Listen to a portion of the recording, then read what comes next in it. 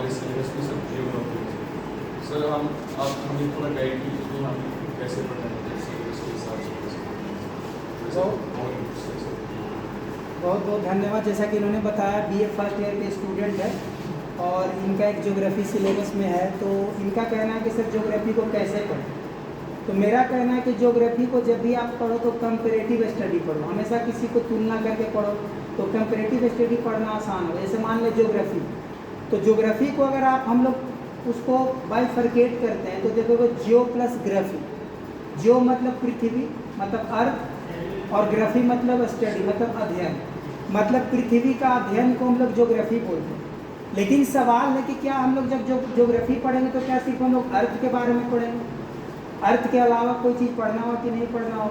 तो आप देखोगे जैसे मान लें आप कभी इंटरव्यू देने गए, तो इंटरव्यू देने के दौरान आपसे पूछा जाता है कि प्लीज़ इंट्रोड्यूस योरसेल्फ, तो आप क्या बोलते हैं? My name is XYZ, my father name is XYZ, my address is PQR।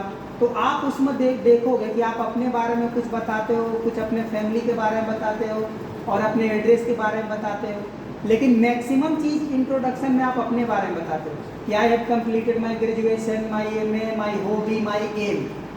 तो ज़्यादा फोकस अपने बारे में होता है, लेकिन इसके अलावा थोड़ा सा हम लोग ब्रीफली इंट्रो अपने माता पिता और भाई बहन के बारे में दे देते हैं और हम कहाँ से बिलोंग करते हैं अपने एड्रेस के बारे में।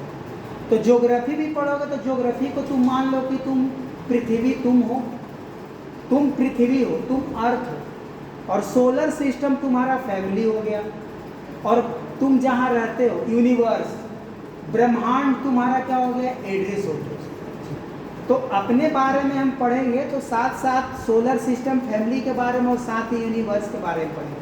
तो जब भी अगर ज्योग्राफी पढ़ोगे तो ज्योग्राफी पढ़ने से पहले थोड़ा सा हम यूनिवर्स के बारे में पढ़ते हैं, ब्रह्मांड के बारे में पढ़ते हैं कि ब्रह्मांड का उत्पत्ति कैसे हुआ, ओरिजिन ऑफ द यूनिवर्स कैसे हुआ। तो आप बिग बैंग थ्योरी पढ़ो, बस थोड़ा सा पढ़ना है कि बिग बैंग थ्योरी, और भी बहुत सारे कांट का थ्योरी आया, लेप्लास थ्योरी आया, लेकिन थोड़ा सा हम लोग पढ़ेंगे कि ब्रह्मांड का उत्पत्ति कैसे हुआ, यूनिवर्स का उत्पत्ति कैसे हुआ। फिर पढ़ेंगे सोलर सिस्टम के बारे में। सोलर सिस्टम मतलब फैमिली ऑफ द अर्थ। तो सोलर सिस्टम में पढ़ोगे कि भाई सूर्य है, जो कि सूर्य के चारों ओर जितने भी प्लेनेट है क्या कर रहे हैं?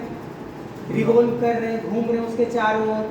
तो उसमें थोड़ा सा पढ़ेंगे सबसे सूर्य का नज़दीक में कौन सा ग्रह है, सूर्य के दूर में कौन से ग्रह है, सबसे छोटा ग्रह कौन है, सबसे बड़ा ग्रह कौन है, किस ग्रह को लाल ग्रह कहते हैं, सूर्य किस सौर मंडल में सबसे चमकीला तारा कौन है।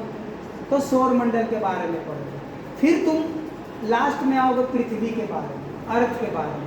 तो जब तुम अर्थ के बारे में आओगे तो अर्थ में जनरली उसको दो भाग में पढ़ोगे कि फिजिकल ज्योग्राफी और ह्यूमन ज्योग्राफी। लेकिन हम लोग को क्रम कहाँ से शुरू करना है? यूनिवर्स।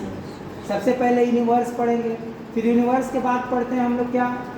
सौर मंडल। तो सौर मंडल पढ़ोगे तो सौर मंडल कहाँ एग्जिस्ट करता है? थोड़ा सा गैलेक्सी पढ़ोगे, जैसे गैलेक्सिया पढ़ोगे तो सौर यूनिवर्स में क्या है? मिलियंस ऑफ बिलियंस क्या है? गैलेक्सिया। मतलब हमारे ब्रह्मांड में अरबों खरब क्या है? आकाश गंगा है एक तरह से।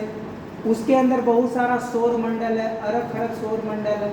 और फिर उसके बाद आप पढ़ोगे हमारा सोलर सिस्टम के तहत अर्थ।